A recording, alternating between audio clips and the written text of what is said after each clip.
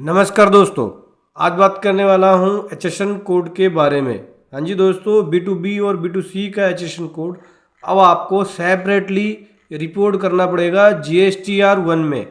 इससे related update है और वैलिडेशन रूल है कि कैसे आप GSTR1 में B2B और B2C सप्लाई की एचएसएन कोड को अलग अलग रिपोर्ट करेंगे।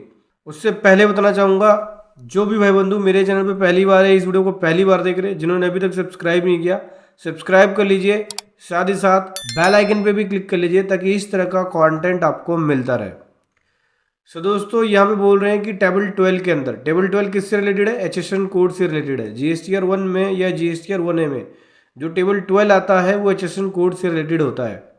तो यहाँ कह रहे हैं कि नोटिफिकेशन नंबर 78/2020 जो कि 15 अक्टूबर 2020 को आया था, उसमें मैंडेटरी बताया था कि एचएसएन कोड 4 डिजिट या 6 डिजिट रिपोर्ट करना होगा GSTR1 में एचएसएन कोड के अंदर, टेबल 12 के अंदर। ठीक है, अभी ये फेज जो है, फेज बाइज इसको इम्प्लीमेंट किया गया था, जिसमें से फेज सेकंड इम्प्लीमेंट कर दिया गया था नवंबर 2022 से। फेज 3 जो है वो इम्प्लीमेंट किया जा रहा है, यानी तीसरा फेज इम्प्लीमेंट किया जा रहा है टेबल 12 का GSTR1 और GSTR1 में फरवरी 25 के रिटर्न पीरियड से। फरवरी 25 की रिटर्न पीरियड में आपको फेज 12 देखने को मिलेगा। इसके अंदर GSTR1 के अंदर जो एचएसएन कोड की डिटेल है वो अलग अलग तरीके से देनी है। पहले फेज 2 में समझ लो, फेज 2 में क्या था? जिसकी turnover up to 5 crore rupees है उसको 4 डिजिट एचएसएन कोड रिकॉर्ड करना है, अपनी GSTR1 में दिखाना है। मैनुअल एंट्री अलाउ थी एचएसएन की और डिस्क्रिप्शन की, और अलर्ट मैसेज भी शो करेगा मैनुअल एंट्री करते वक्त अगर कोई मिस्टेक करते हैं तो। और जिसकी टर्नओवर 5 करोड़ से ज़्यादा है उसको 6 digit HSN code goods and services की देंगे।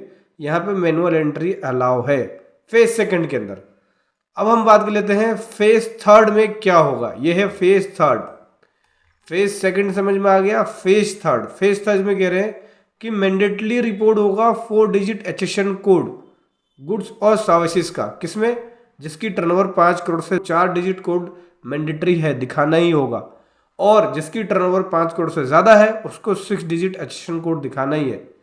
बाकी क्या क्या चीज़ें नहीं होगी दोनों ही कैटेगरी के टैक्स पेयर के लिए? मैनुअल एंट्री एचएसएन कोड की अलाउ नहीं होगी, यानी अब मैनुअल एंट्री नहीं कर सकते एचएसएन कोड की GSTR1 के अंदर टेबल 12 में। पहले करते थे फेज सेकंड के अंदर, क्योंकि फेज थर्ड अप्लाई होने जा रहा है फरवरी 25 से, तो इसमें आप मैनुअल एंट्री नहीं कर सकते। दूसरा, एचएसएन कोड को आपको ड्रॉप डाउन करके सेलेक्ट करना पड़ेगा, जो भी आपका एप्रोप्रिएट एचएसएन कोड है।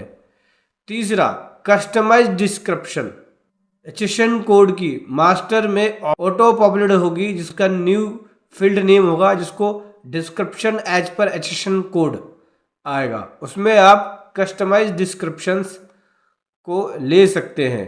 ठीक है, ये भी ऑटो पॉपुलेट होगी न्यू फील्ड के नाम से, description as per HSN code. उसमें आप कस्टमाइज डिस्क्रिप्शंस दे सकते हैं अपने अकॉर्डिंग, जो भी उसका एचएसएन कोड का डिस्क्रिप्शन होगा।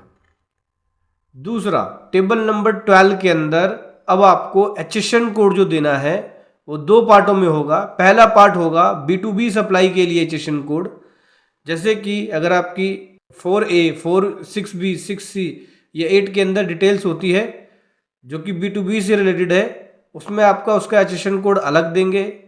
एक ही कैटेगरी में होगा, B2B वाले में होगा, मतलब 2 कैटेगरी होंगे एचएसएन कोड का, B2B और B2C। क्रेडिट नोट हो, डेबिट नोट हो, B2B सप्लाई हो, इस तरह की। B2C में B2C से रिलेटेड जो होगी वो सप्लाई यहाँ पे आएगी, जैसे B2C लार्ज और B2C स्मॉल दोनों ही इसके अंदर आ जाएगी। ठीक है, तो 2 कैटेगरी हो गई एचएसएन कोड की, B2B की और B2C की अलग हो जाएगी। और जब आप अमेंडमेंट करेंगे तो जो डिफरेंशियल वैल्यू होगी वही टेक किया जाए, वही टेक करेगा। ठीक है, वैलिडेशन के पर्पज से। सो यहाँ पे कह रहे हैं कि जो इनिशियल वैलिडेशन होगा उसके अंदर एक वार्निंग मोड होगा। इसका मतलब ये है कि अलर्ट मैसेज शो करेगा मिसमैच का, वैल्यूज़ का, अगर टेबल 12 के अंदर GSTR1 में मिसमैच होता है तो। ठीक है, तो फेज थर्ड में ये होने जा रहा है। अब एचएसएन कोड आपको B2B B2C का अलग अलग देंगे। मैनुअल एंट्री अलाउ नहीं होगी, एचएसएन कोड ड्रॉप डाउन से सेलेक्ट करना पड़ेगा। 4 डिजिट मैंडेटरी है, 6 डिजिट मैंडेटरी है। 4 डिजिट किसके के लिए? जिसकी टर्नओवर 0 से लेके 5 करोड़ तक है, और जिसकी टर्नओवर 5 करोड़ से ज़्यादा है उसको 6 डिजिट एचएसएन कोड दिखाना होगा। तो ये अब इम्प्लीमेशन जो है अब आपको पोर्टल पे देखने को मिलेगा। फेज़ 4 बाद में बताया जाएगा, कम्युनिकेट करेंगे बाद में फेज़ 4 में क्या लेके आते हैं।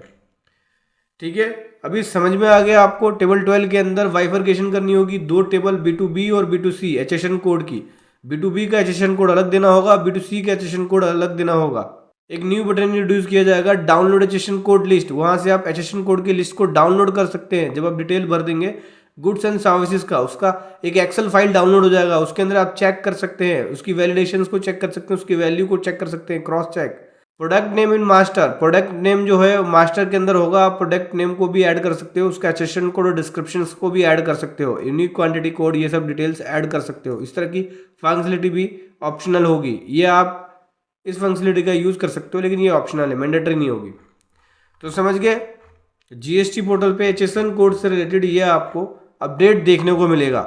सो दोस्तों, जैसे ये जीएसटी पोर्टल पे लाइव होगा, मैं वीडियो के माध्यम से बताऊंगा कि नया जो एचएसएन कोड है उसको लेके कैसे जीएसटीआर 1 को फाइल करना है, क्योंकि जीएसटीआर 1 में चेंजेस है, तो उसके अकॉर्डिंग ही जो न्यू वैलिडेशन है उसके अकॉर्डिंग ही फाइल होगी अब जीएसटीआर 1।